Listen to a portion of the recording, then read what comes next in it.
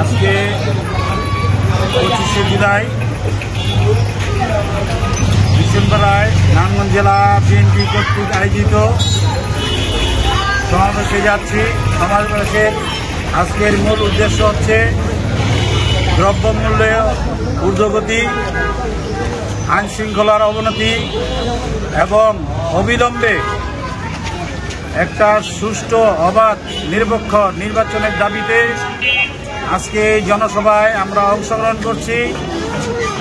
কারণ আজকে মির্জা আব্বাস আসছেন, উনি কেন্দ্রীয় বিএনপির স্থায়ী কমিটির সদস্য, নারায়ণগঞ্জ জেলা ছাত্রদলের সাবেক সফল সভাপতি। ওনার এর আগে মুক্তি চেয়েছে। আমরা আশাবাদী আজকেও উনি জাকির খানের মুক্তি চাইবেন।